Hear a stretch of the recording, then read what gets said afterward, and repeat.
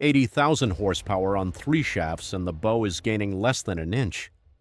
In the strait between the Taimyr Peninsula and Severnaya Zemlya, a nuclear icebreaker has just hit a pressure ridge 16 feet high.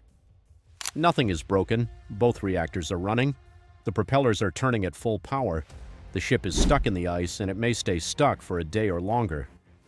Nobody on board treats it as an emergency.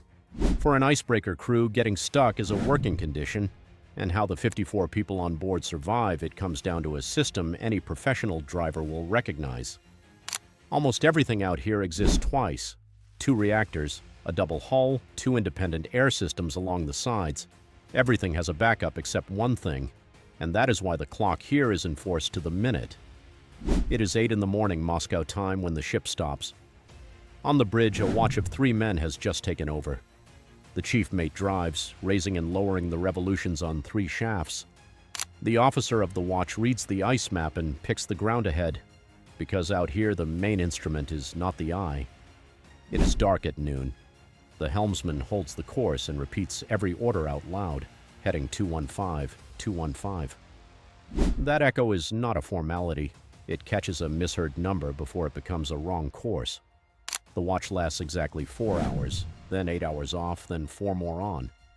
2 watches a day, every day, for a rotation of 122 days. 240 minutes is the base unit of time in this fleet, and sleep, meals, and calls home all bend around it. There are enough qualified men aboard for 6 or 8 hour watches. Nobody ever does. The reason is the same reason this ship survives being stuck at all. A stuck icebreaker cannot simply shut down and wait for morning. On land, that sounds reasonable. In the Arctic, that logic kills ships. The ice pack never sits still. Wind and current drag the flows at different speeds and in different directions, and where 2 fields meet, the compression crushes whatever is caught between them. It is compression, not cold, that has broken most ships lost in high latitudes. The channel it cut behind itself starts closing within hours. Broken ice freezes back together, and the water astern turns into a solid sheet with nowhere left to back into. And the simplest problem of all: a hull that stops moving starts freezing in, so the first order after getting stuck is not all stop, it is full astern. The ship backs down its own channel several ship lengths, builds speed, and rams the ridge with its full weight. The raked bow rides up onto the ice, the hull loses the support of the water, and thousands of tons drop onto the frozen shell. Sometimes one hit does it, sometimes it takes 20. Every impact travels through 15 decks. Plates rattle in the mess. The men off watch wake up, roll over, and go back to sleep. By late morning, the ridge has taken every hit and given nothing back, which leaves a question that sounds absurd from shore.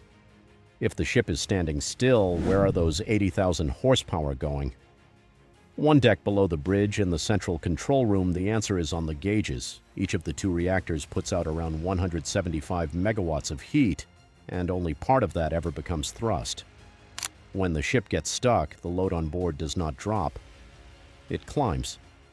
Outside it is 40 below, the one temperature where Fahrenheit and Celsius agree, and the hull is bleeding heat into that cold across its entire surface. The lights burn around the clock because polar night gives no other daylight. Compressors push air along the hull. Ventilation serves about 100 rooms.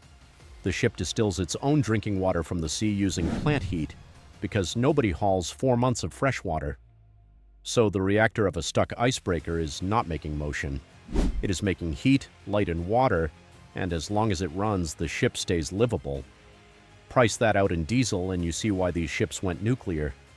Fleet engineers put the equivalent at more than 90 tons of fuel a day.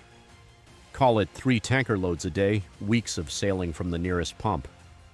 The reactor does the same work on roughly 1 pound of uranium. If you want more straight answers about machines that work where nothing else survives, subscribe, because the next tool the captain reaches for was invented in 1899 and has not changed since. When ramming fails, the crew works down a fixed ladder and every rung gets rougher. The second method attacks friction. Cold, dry ice is not slick like a skating rink. Under pressure, it grips steel, and the thin film of meltwater between hull and flow freezes the moment the ship stops, soldering the two together. Along the lower hull, below the waterline, sit rows of ports fed by heavy compressors. They blast air outboard, and the rising bubbles tear water and broken ice along the plating.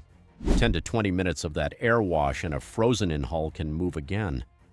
Port and starboard run on separate circuits, so the crew can fire one side alone and walk the bow sideways like a thruster. The third method looks like a slow wrestling move. Deep in the hull sit healing tanks and pumps that throw thousands of tons of water from one side to the other in minutes. The ship rolls hard, and the steel grinds along the ice edge with brutal side pressure until the frozen collar cracks.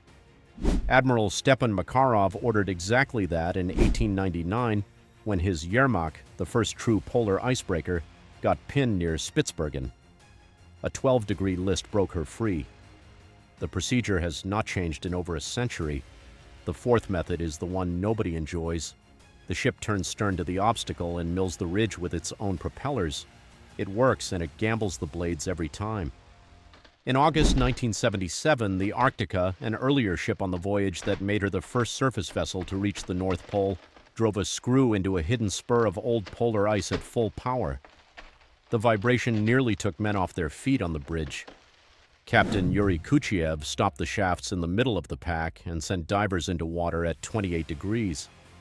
Hours later, they surfaced with the verdict: scratch metal, nothing more, because icebreaker screws are cast from steels that stay tough where ordinary steel turns brittle as glass. The fifth method costs the most nerve: do nothing.